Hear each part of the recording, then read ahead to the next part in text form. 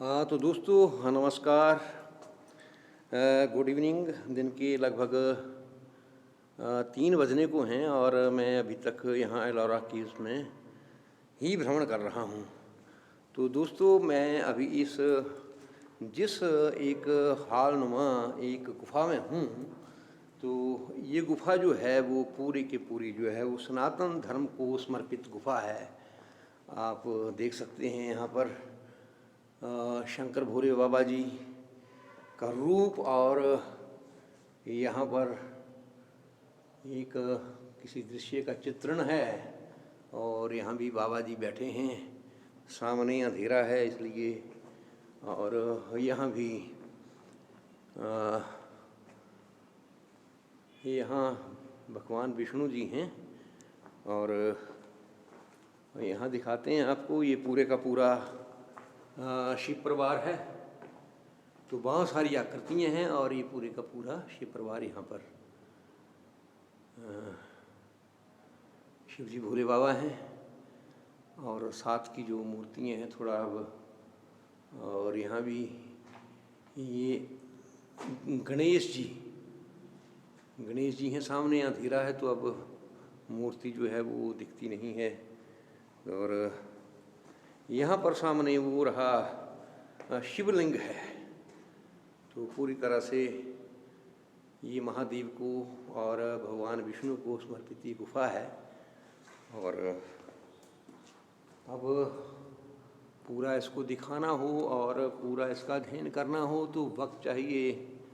और जब हम आते हैं तो फिर यहाँ भी शंकर भोलेनाथ जी विराजमान हैं, और बहुत सारी आकृतियाँ, लेकिन लाइट का प्रबंध नहीं है और अंधेरा है, तो फिर ज़्यादा आप देख नहीं पाते हैं। तो टॉर्च साथ रखिए। तो खैर ये भी डमरू है हाथ में, तो भगवान शंकर की ही लीला है एक। और यहाँ भी देखिए, अब भगवान के ही रूप हैं सारे भैया। तो यहाँ जो हैं भगवान विष्णु जी विराजमान हैं, सोए हैं। तो बहुत ही सुंदर दृश्य है भैया। और भगवान विष्णु जो हैं वो यहाँ पर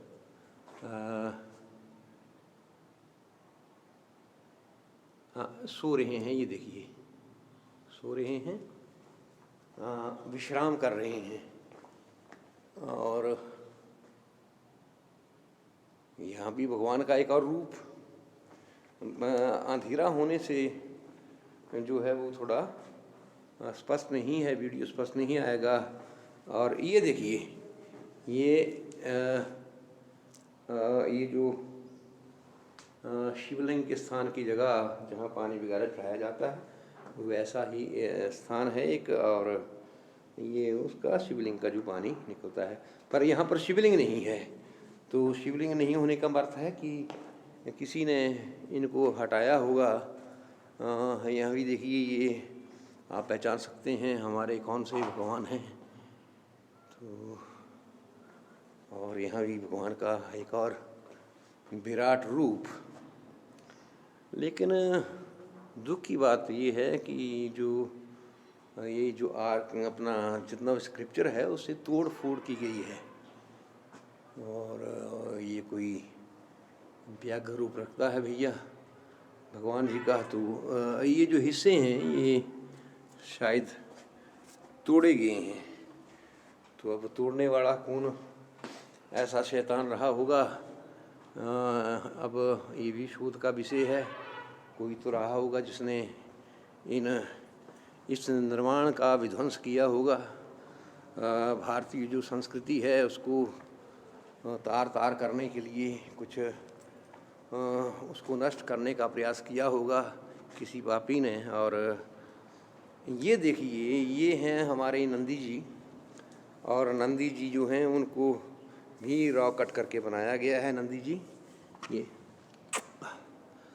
तो ये हैं हमारे नंदी जी। और जहाँ नंदी जी का मुख रहता है ये उत्तर दिशा की ओर, और वो सामने रहा शिवलिंग। तो आप ये तो पता लगा सकते हैं इससे, क्योंकि आज से 2200 वर्ष के पूर्व, उससे भी पहले जो समय था, उस समय में ये जो आकृतियाँ हैं ये उकेरी गई हैं। तो फिर आप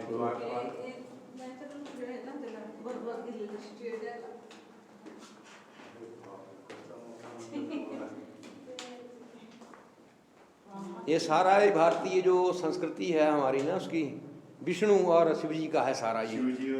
हाँ, टोटल। वो नंदी भी है, नंदी के समुख में शिवलिंग है, और वहाँ एक और है, वो उसका शिवलिंग का रूप रहता पानी डालने का, तो वहाँ शिवलिंग नहीं है और तोड़ा गया है बहुत सारी आकृतियाँ। वो जहाँ आक्रमणकारी था कोई, खिलजी जो आया था, खिलजी ने तोड़ा, औरंगजेब ने उसके तोड़ा। बाद फिर औरंगजेब, मतलब जो एक विध्वंस का कार्य करती हैं शैतानी शक्तियाँ, उनका काम है।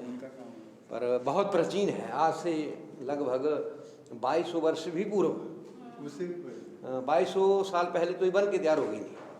तो कहाँ के हैं आप भैया? मैं महाराष्ट्र से हूँ। महाराष्ट्र से ही हैं, ठीक है। जय महाराष्ट्र, जय हिंद। जय हिंद। तो ठीक है, चलते हैं, थोड़ा बाहर गमन करते हैं भैया, और अंधेरा बहुत है, पौड़ियों के ऊपर देख सकते हैं ये। तो ज़रा ध्यान से उतरने का, कहीं जहाँ बाहर से लाइट का प्रवेश है तो वहाँ तो ठीक रहता है। और जो ये पौड़ियाँ हैं काफ़ी स्टीप हैं, तो थोड़ा सा दीवार का सहारा लेकर उतरने का। और आप देख सकते हैं थोड़ा सा यहाँ पर इसकी हिस्ट्री भी है यहाँ पर लिखी हुई। और ये जो स्तंभ हैं, इनका जो रंग है वो हो सकता है ये जो रॉक है उसमें थोड़ा बहुत लोहे की मात्रा रही होगी, तो पानी लगने से धीरे धीरे जो है थोड़ा सा ये रंग आया है। कोई पेड़ नहीं है ये।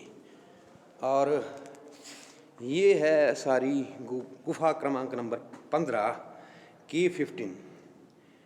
तो हिस्ट्री आप पढ़ सकते हैं सारी। भगवान विष्णु अवतार के अंकन के कारण इस मंदिर को दशावतार गुफा नाम से जाना जाता है, जो संभवतः 8वीं शताब्दी में निर्मित है। संपूर्ण मंदिर का विन्यास बड़े पैमाने पर किया गया। पत्थर में काटी गई सीढ़ियों से प्रांगण में प्रवेश किया जाता है। प्रांगण में एक चौकोन मंडप है जिसे नाट्य मंडल की संज्ञा प्राप्त है। यहाँ प्रसिद्ध राष्ट्रकूट राजा दंती दुर्ग ईस्वी पूर्व 738-756 का अभिलेख उत्कीर्णित है। तो इतना पुराना अभिलेख यहाँ एक मिलता है। मुख्य इमारत जो है वो द्विमंजिला है। शिल्प विहीन तल में बड़े चौकोने स्तंभ से युक्त मंडप तथा 4 कोठरियों का उत्कीर्ण किया गया है। ऊपरी तल भगवान शिव को समर्पित है। स्तंभ युक्त मंडप में नंदी शिव वाहन आसनस्थ हैं। विशाल शिवलिंग युक्त गर्भगृह द्वार पर उत्कृष्ट कोटि का अलंकरण है और विशाल द्वारपाल का उत्कीर्ण है। सभा मंडल की दीवार अनेक भागों में विभक्त है। यहाँ विशाल मूर्ति पट उत्कीर्णित है। उत्तरी भाग में शैव धर्म संबंधी तथा दक्षिण भाग में वैष्णव धर्म संबंधी मूर्ति पट उत्कीर्णित हैं। तो इसका जो उत्तरी भाग है उसमें शिव धर्म से संबंधित आकृतियाँ हैं, और जो दक्षिणी भाग है उसमें वैष्णव धर्म से संबंधित आकृतियाँ। या नीचे भी इसका इंग्लिश वर्सन है, the cave temple locally known as Dashavatara cave because of the various incarnations of Vishnu depicted here belongs to circa 8th century AD. The whole temple is planned on a grand scale, executed on elevated platform and entered through a rock-cut gateway which leads to a courtyard. At the middle of courtyard is a small raised square hall called Natya Mandapa, Hall of Dance, containing the famous inscription of Danti Durga and Rashtrakuta ruler 758 to 756 AD. The main structure is double-storied. The ground floor has massive square sectional pillar with 4 cells and is plain and devoid of any sculpture.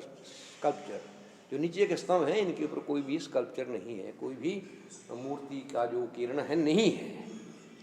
तो ऐसा लिखा गया है। The main structure is double-storied. The ground floor has massive square section pillars with 4 cells and is plain and devoid of any sculpture. The upper floor is dedicated to Lord Shiva. जो ऊपर का floor है इसका, जो Lord Shiva को समर्पित है। The sanctum door is very beautifully carved. जो पवित्र दरवाजा है बहुत ही सुंदर तरीके से बनाया